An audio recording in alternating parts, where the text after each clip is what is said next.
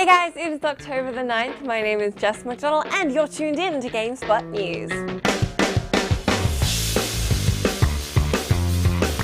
Microsoft have some words to say to those of you sore about the Xbox One's lack of backwards compatibility. Head of Xbox Phil Spencer talked to the Inner Circle podcast about the feature, saying, "Back compat is always a hot topic at the turn of a generation, and I get why. Especially on Xbox 360, so many people bought so much digital content, and it means that a lot of us, we're holding on to our 360s. I get the question, I totally respect the question. There's nothing I can say about it right now, but I'll just say I hear you. I definitely hear you, and I'll continue to try to work to build something that can help people out. Currently, the Wii U is the only new-gen console to enable backwards compatibility, although Sony's PlayStation Now streaming service can stream PS3 games onto the PS4.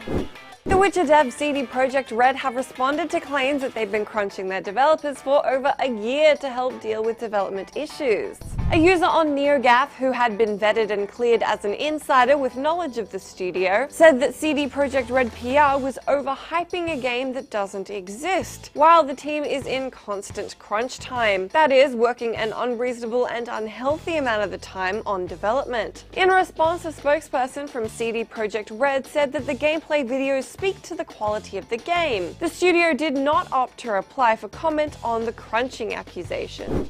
Ubisoft have done their best to enrage the masses today by saying, who cares about resolution if the game looks gorgeous? Assassin's Creed Unity world level design director Nicola Geha told TechRadar they opted for 30 frames per second instead of 60 because 60 looked weird and unnatural, likening it to Peter Jackson's Hobbit films. Geha said he thinks the industry will end up backing off 60 frames per second because it's difficult to achieve and not all that good in terms of rendering quality of the image. AC Unity creative director Alex Mancio went on to say 60 is really good for a shooter, action adventure not so much. It actually feels better for people when it's at that 30 frames per second. It also lets us push the limits of everything to the maximum. It's like when people start asking about resolution. Is it the number or the quality of the pixels that you want? If the game looks gorgeous, who cares about the number?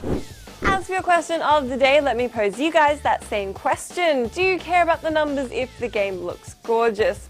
If you're after more newsy bits and pieces, we've got stories on the resolution for The Evil Within and Uncharted 4 on site. That is it from me today. Tomorrow I'll have my top 5 stories of the whole gaming week, so be sure to check back with me then.